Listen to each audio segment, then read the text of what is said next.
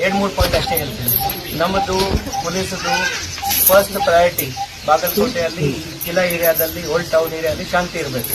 ನಾವು 1 ವಾರದಿಂದ ನೋಡ್ತಾ ಇದ್ದೀರಾ, ನಾವು 1 ವಾರದಿಂದ ಶಾಂತಿ ಸುವ್ಯವಸ್ಥೆ ಇರಬೇಕು, ಯಾರಿಗೆ ತೊಂದರೆ ಆಗಬಾರದು, ಯಾರು ಏನು ಮಾಡಿಲ್ಲ ಅವರಿಗೆ ತೊಂದರೆ ಆಗಬಾರದು. ಆ ಇಂಟೆನ್ಷನ್ ಇಂದ ನಾವು ಕೆಲಸ ಮಾಡ್ತಾ ಇದ್ದೀವಿ.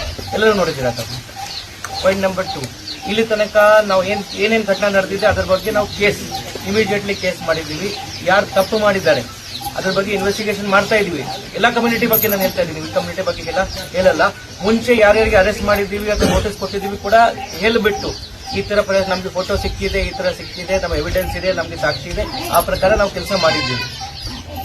ಆದ್ರೆ ಈಗ ಮೊನ್ನೆ ತಾನೇ ಏನ್ ಇನ್ಸಿಡೆಂಟ್ ಘಟನೆ ನಡೆದಿದೆ, ಆದ್ರೆ ಎಲ್ಲರೂ ಲೀಡರ್ಸ್, ಎಲ್ಲ ಕಮ್ಯುನಿಟಿ ಲೀಡರ್ಸ್ ನಮ್ಮ ಹತ್ರ ಬಂದು ಹೇಳಿದ್ದಾರೆ ನಮ್ಗೆ ಕೂಡ ಶಾಂತಿ ಸುವ್ಯವಸ್ಥೆ ಬೇಕು ಬಾಗಲಕೋಟೆಯಲ್ಲಿ.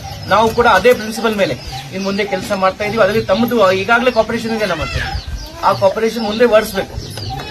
ಅದರಿಂದ ನಮ್ದು ಮುಂದಿನ ದಿವಸದಲ್ಲಿ ಹೋಲಿ ಹಬ್ಬ ಬರ್ತಾ ಇದೆ. ಹೋದ್ ಸರಿ ನಾನು ಇಲ್ಲಿ ಬಂದಿದೆ, ಗಣಪತಿ ಟೈಮ್ ಅಲ್ಲಿ ನಾನು ಪೂಜೆಗೆ ಬಂದಿದೆ, ಎಲ್ಲ ಬಂದಿದೆ, ಎಲ್ಲ ಚೆನ್ನಾಗಿ ಆಯ್ತು. ಮತ್ತೆ ನಾವು ಕಂಟಿನ್ಯೂಸ್ ಆಗಿ ಬರ್ತಾ ಇರ್ತೀವಿ. ಈ ಏರಿಯಾಲಿ ನಾನು ಇರ್ತೀನಿ, ತಮ್ಮೆಲ್ಲರಿಗೆ ಮಾತಾಡಿ ಹೋಗಿದ್ದೆ. ನಾನು ಈ ಇನ್ಸಿಡೆಂಟ್ ಅಲ್ಲಿ ನಿನ್ನೆ ಏನ್ ಆಗೋಗಿದ್ದೆ, ಅದು ಯಾರು ಏನ್ ತಪ್ಪು ಮಾಡಿದ್ದಾರೆ ಸರ್, ನಾನು ಎಲ್ಲರಿಗೂ ಮುಂದೆ ಹೇಳ್ತಾ ಇದೀನಿ. ನಾವು ಚೆಕ್ ಮಾಡ್ತೀವಿ, ಅದ್ರ ಬಗ್ಗೆ ಎಂಕ್ವೈರಿ ಮಾಡ್ತೀವಿ. ಬಟ್ ಈಗ ನಮ್ದು ಮುಖ್ಯ ಉದ್ದೇಶ ಇನ್ನು ಮುಂದೆ ಇದು ಹೋಲಿ ಹಬ್ಬ ಆರಾಮಾಗಿ ಮಾಡಬೇಕು. ಯಾರು ತೊಂದರೆ ಕೊಡಲ್ಲ, ಇನ್ನೋಸೆಂಟ್ಗೆ ಯಾರು ತೊಂದರೆ ಕೊಡಲ್ಲ. ನಾನು ಯಾವಾಗಲೂ ತಮ್ಮ ಜೊತೆಗೆ ಇರ್ತೀನಿ. ಏನಾದ್ರು ಮಾತಾಡಕ್ಕೆ ಅವಶ್ಯಕತೆ ಇಲ್ಲಿ ಬಂದು ಮತ್ತೆ ಮಾತಾಡ್ತೀನಿ, ನನಗೆ ನೇರವಾಗಿರ್ತೇನೆ, ನಾನು ಬಂದು ಮಾತಾಡ್ತೀನಿ. ಎವಿಡೆನ್ಸ್ ಇದ್ರೆ ಅದ್ರ ಪ್ರಕಾರ ಕ್ರಮ ನಮಗೆ ಹೇಳ್ಬಿಡಿ, ಅವ್ರು ನಾವು ನಿಮ್ಗೆ ಹ್ಯಾಂಡ್ ಓವರ್ ಮಾಡ್ತೀವಿ.